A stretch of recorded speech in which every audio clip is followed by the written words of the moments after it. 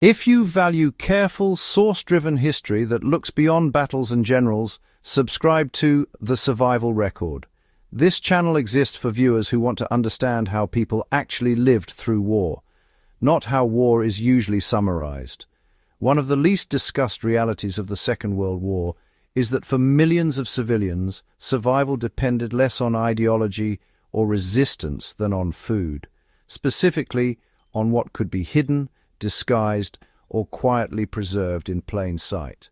Occupation did not only mean soldiers in the streets, it meant systematic extraction of calories. What families chose to hide and how they hid it often determined whether they endured the war with their health intact or emerged permanently weakened. These decisions shaped post-war survival doctrine and still echo in modern preparedness thinking. Occupation turned food into a strategic resource rather than a private necessity.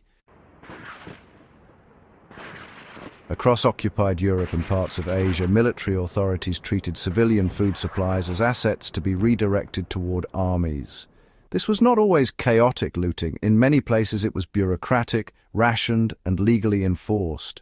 Livestock registers were compiled, grain quotas were imposed, kitchens were inspected. Soldiers were often rewarded for discovering hidden food, which created incentives for invasive searches. Civilians learned quickly that visibility was vulnerability. Foods that could be disguised as waste, animal feed, or industrial byproducts were safer than anything that looked ready to eat.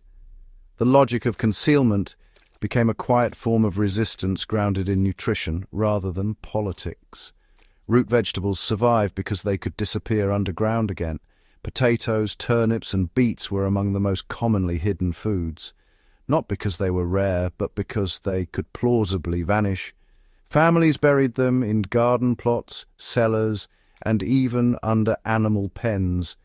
In Eastern Europe and occupied Soviet territories, potatoes were sometimes reburied multiple times during the winter to avoid spoilage and detection. Soldiers knew potatoes were valuable, but they also knew searching frozen ground was slow and inefficient. Root vegetables provided calories, fiber, and vitamin C, at a time when scurvy quietly re-emerged among civilian populations. Their concealment influenced later Cold War civil defense manuals, which emphasized underground food storage for similar reasons. Cured pork and lard were hidden because fat mattered more than meat. In much of occupied Europe, pigs were requisitioned early because they converted household scraps into concentrated calories. Families who slaughtered pigs illegally faced severe punishment, yet many did so anyway. The key was not the meat, but the fat. Lard was hidden in false-bottom containers, mixed into soap molds, or disguised as industrial grease. Fat was essential for energy, especially in cold climates, and for people performing forced labor. Post-war nutritional studies confirmed what civilians already knew intuitively. Caloric density mattered more than protein during prolonged shortages. This understanding later influenced military survival ration design. Grain and flour were concealed in ways that blurred the line between food and building material. Wheat, rye, and barley were prime targets for confiscation, particularly in agrarian regions.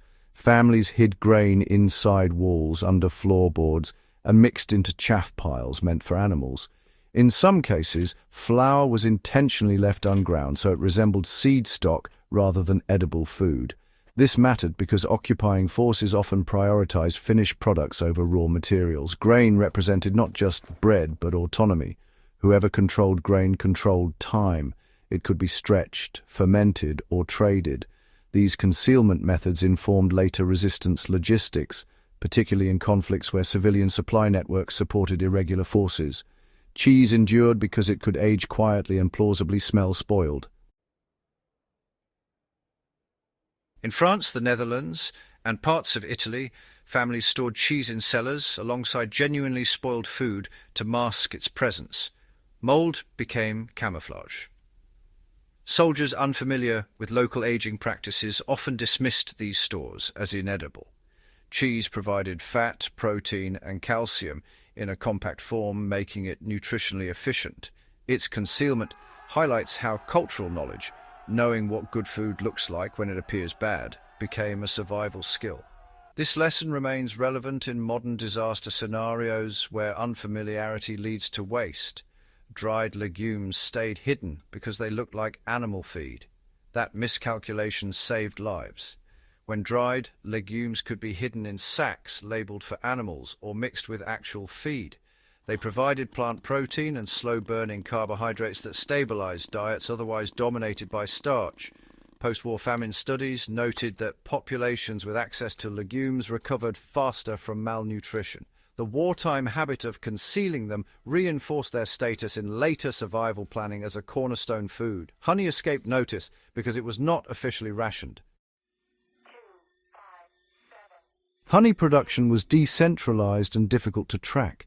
In many regions, it fell outside formal rationing systems. Families hid honey in plain containers or diluted it to resemble low-quality syrup. Honey's antimicrobial properties made it valuable not just as food but as medicine. It treated wounds, sore throats, and infections when pharmaceuticals were unavailable. This dual-use nature made it a quiet survival multiplier. Modern preparedness literature still cites honey as one of the few foods that never truly spoils, a lesson validated by wartime experience. What families hid reveals what war actually threatens. The foods civilians concealed were not luxuries. They were dense, durable, culturally understood, and nutritionally strategic. These choices reflected an intuitive grasp of metabolic needs under chronic stress. They also exposed the limits of occupying power. Control could be enforced on paper, but not always in kitchens and cellars. The quiet success of these strategies influenced later civil defense planning, resistance logistics, and even humanitarian nutrition standards. Remembering these stories matters because they shift our understanding of war away from abstraction and toward lived reality. They remind us that endurance is built from small, disciplined decisions repeated over time. If you value this kind of grounded historical analysis, subscribe to The Survival Record and share this video with others who care about how history actually unfolded, one hidden cellar at a time.